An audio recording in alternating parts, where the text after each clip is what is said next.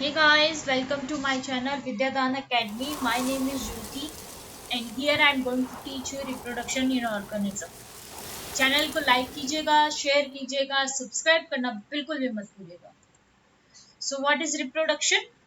Reproduction is defined as a biological process in which an organism gives rise to young ones similar to itself. यानी कि reproduction एक biological process है जिसमें हर एक organism अपने ही जैसे यंग वंस को प्रोड्यूस करता है. This is called the reproduction. The offspring grow, mature and in turn produce new offspring. जो ऑफस्प्रिंग होगी वो फिर से ग्रो करेगी, मैच्योर करेगी और फिर से क्या करेगी, प्रोड्यूस करेगी एक न्यू ऑफस्प्रिंग को. यानी कि रिप्रोडक्शन क्या हुआ, एक साइकिल हुआ बर्थ का, ग्रोथ का एंड डेथ का. There is a large diversity in the biological world and each organism has evolved its own mechanism to multiply and produce offspring. The organism's habitats, its internal physiology and several other factors are collectively responsible for how it reproduce. यानी कि एक large diversity है biological world में. जो large diversity है उसमें हर एक organism का अपना एक मैकेनिज्म होता है जिससे कि वो अपनी ही ऑफस्प्रिंग को प्रोड्यूस करे, उसको मल्टीप्लाई करे. तो उसमें कौन कौन से फैक्टर्स इन्वॉल्व होते हैं, उसमें उसका हैबिटेट, उसकी इंटरनल फिजियोलॉजी और कुछ सराउंडिंग्स और कुछ अदर सेवरल फैक्टर्स होते हैं जो कि रेस्पॉन्सिबल होते हैं रिप्रोडक्शन के लिए, right. So based on whether there is a participation of one organism or two in the process of reproduction. It is of two types when offspring is produced by a single parent with or without the involvement of gamete formation. This is called asexual reproduction. You know guys, asexual reproduction and sexual reproduction, right? So asexual में क्या होगा, parents का, one parent का involvement या तो होगा या नहीं होगा. ठीक है, इन्वॉल्वमेंट होगा या नहीं होगा. और दूसरा, जहां पे दोनों पेरेंट्स का इन्वॉल्वमेंट होता है opposite sex, right. You know guys, that is opposite sex. This is called the sexual reproduction. So when two parents participate in reproductive process and also involve fusion of male and female gamete, it is called sexual reproduction. यानी कि fusion of male and female gamete का क्या होगा, fusion क्या होगा, sexual reproduction होगा. ठीक है गाइस. एसेक्सुअल रिप्रोडक्शन की बात करते हैं तो in this method a single individual is capable of producing offspring.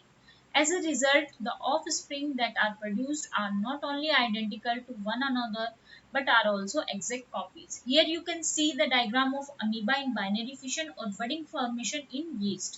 Binary fission हुआ, देखिए बाइनरी फिशन हुआ अमीबा में, उसके बाद में क्या हुआ, एक ऑर्गेनिज्म इधर से बना और एक ऑर्गेनिज्म ये बना और दोनों सेपरेट होकर एक न्यू ऑर्गेनिज्म को डेवलप कर रहे हैं.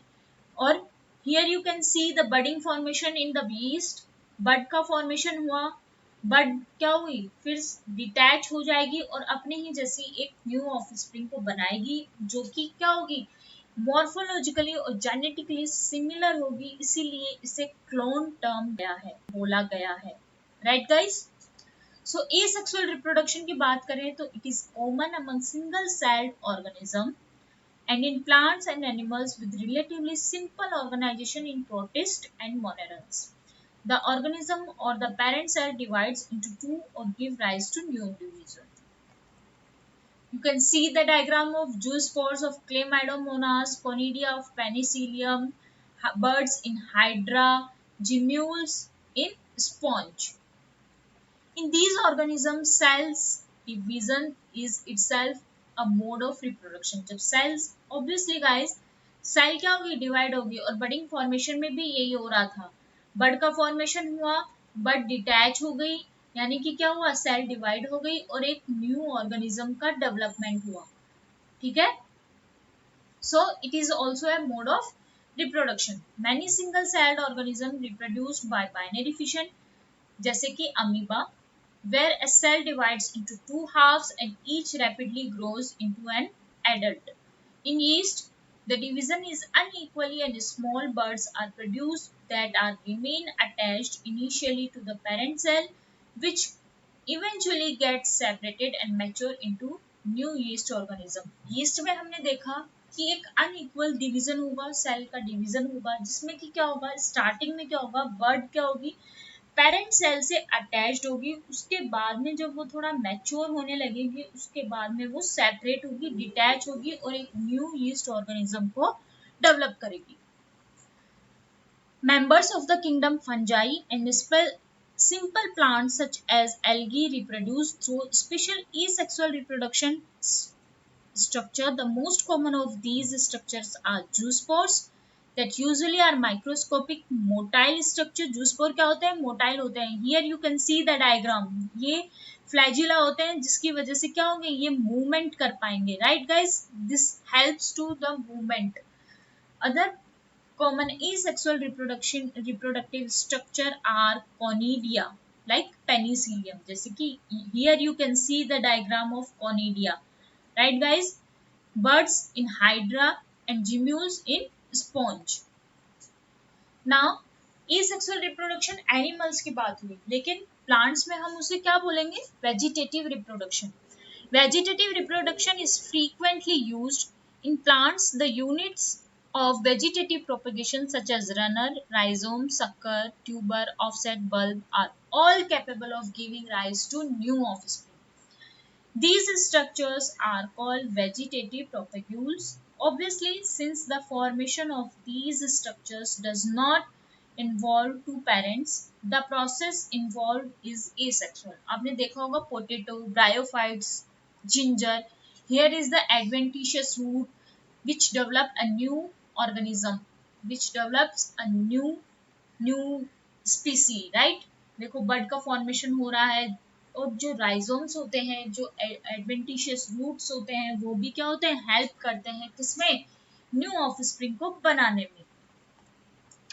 When you carefully try to determine the site of origin of new plantlet in the plants listed above, you will notice that they invariably arise from the nodes present in the modified stems of these plants when the nodes come in contact with damp soil or water. You can see the diagram guys here.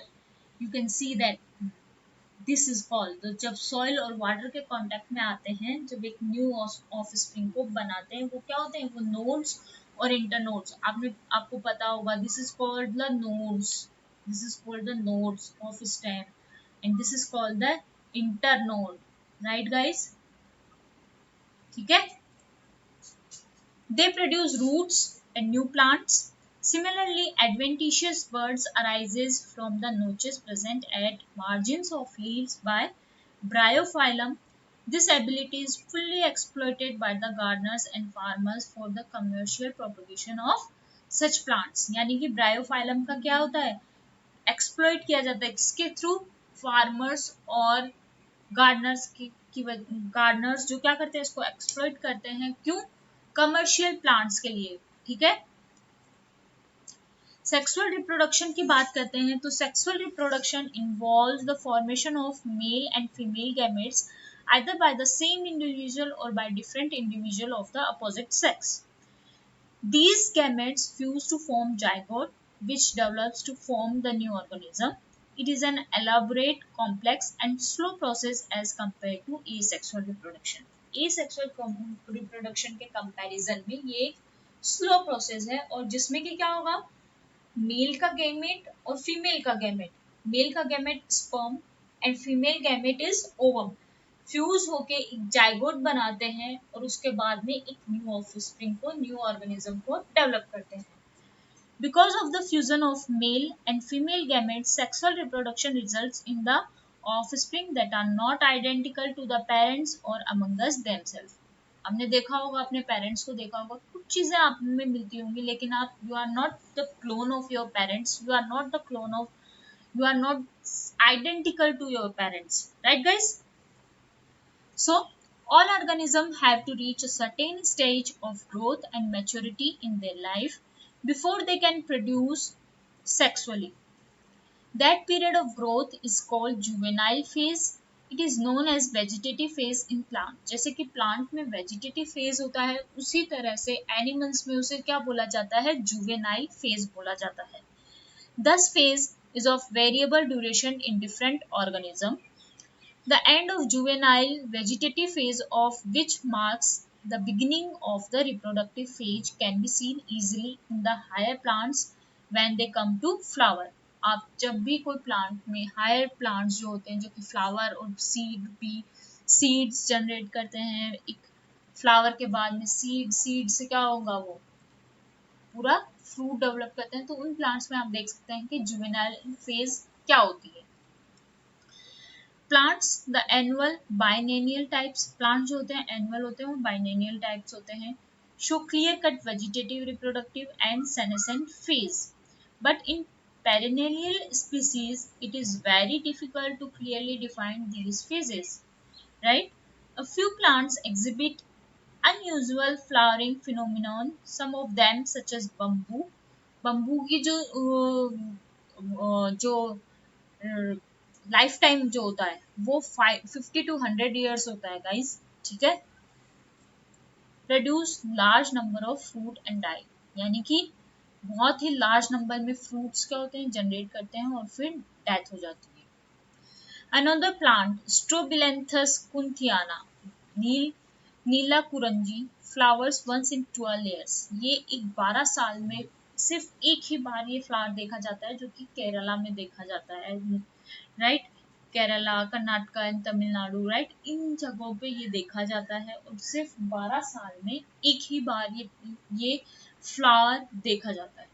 As many of you would be knowing that this plant flowered during September-October 2006. Its mass flowering transformed large tracts of hilly area in Kerala, Karnataka and Tamil Nadu into blue stretches and attached a large number of tourists, जो कि क्या करता है, tourist को बहुत attract करता है। और ये एक क्या होता है, एक बोला जा सकता है कि टूरिस्ट देखने आते हैं इसको। 12 years में लगता है, तो भाई सबको क्यूरियस होती है कि भाई 12 years में फ्लावर लगा है तो क्या उसमें स्पेसिफिक है। In animals the juvenile phase is followed by morphological and physiological changes prior to active reproductive behavior. The reproductive phase is also of variable duration in different organisms. However, birds in captivity can be made to lay eggs throughout the year, यानी कि birds क्या करते हैं, egg को lay करते हैं। In this case, laying egg is not related to reproduction but a commercial exploitation for human welfare. The females of placental mammals exhibit cyclical changes in the activities of ovaries and accessory ducts as well as hormones during the reproductive phase. In non-primates mammals like cows, sheep, rats, deer, dogs, tiger, etc. यानी कि mammals में उसको क्या बोला जाता है, menstrual cycle बोला जाता है। जबकि जो non primates mammal होते हैं उनमें क्या उन्हें क्या बोला जाता है, देखिए, estrous cycle. Here you can see such cyclical changes during reproduction are called estrous cycle, whereas primates like monkeys, apes and human, it is called menstrual cycle. Many mammals, especially those living in natural wild condition, exhibit such cycles only during favorable seasons in their reproductive phase and are therefore called seasonal breeder. कुछ organism, कुछ primates ऐसे होते हैं जो कि seasonally क्या करते हैं, रिप्रोड्यूस करते हैं। उनके जब फेवरेबल सीजन्स आते हैं तभी वो रिप्रोड्यूस करते हैं, ठीक है, जिसे क्या बोला जाता है, सीजनल ब्रीडर बोला जाता है, ठीक है।